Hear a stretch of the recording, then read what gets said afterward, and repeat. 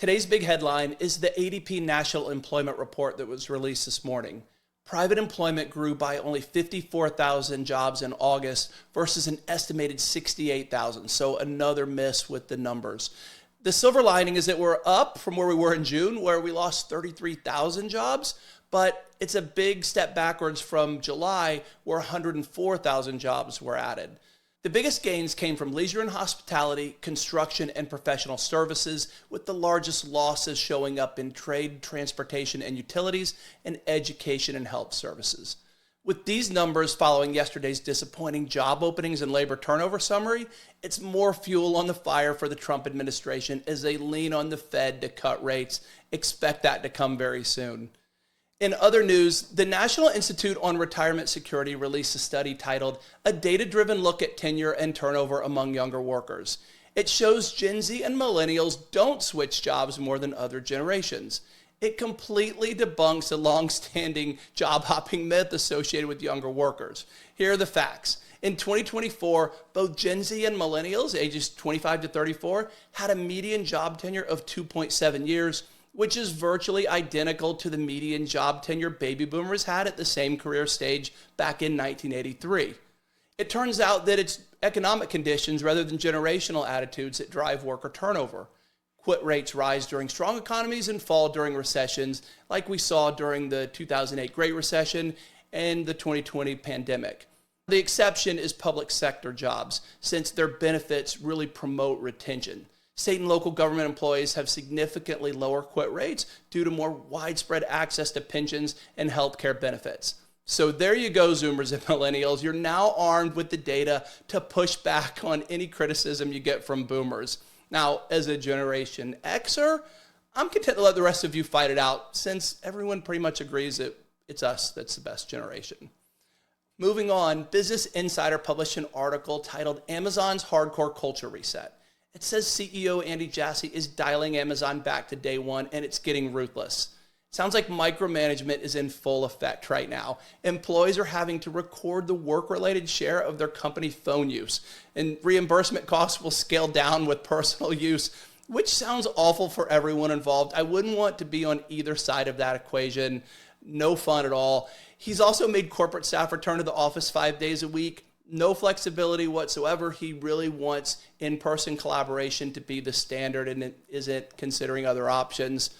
So how is that working is a question. Well, believe it or not, this reset appears to be bullish. Amazon stock is up 30% over the past year, and profit per employee has climbed to $44,100, which is more than 5x what it was in 2022.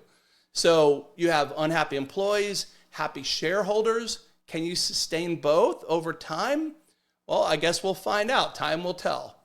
And the final headline for today, the Treasury Department recently released their list of occupations that are eligible for the new no tax on tip deduction. Now, this came about through the big, beautiful bill or the not so beautiful bill, depending on your perspective. But it's now in effect, and they've published a preliminary list of 68 tipped occupations that are eligible for a federal income tax deduction that's up to $25,000. Now, this is going to be valid from 2025 through 2028.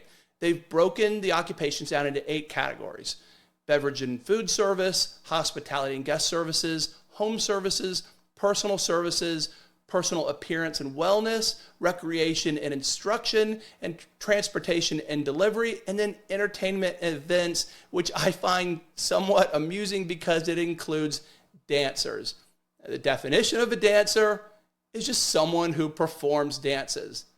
Now, I'm not sure they've historically been diligent about paying tips anyway, but maybe I'm wrong. Also, as part of that group, DJs, performers, musicians, podcasters, and digital creators. So if you're a digital creator, you're now eligible to deduct tips. I didn't know you were getting tips, but hey, good for you. Take advantage of it.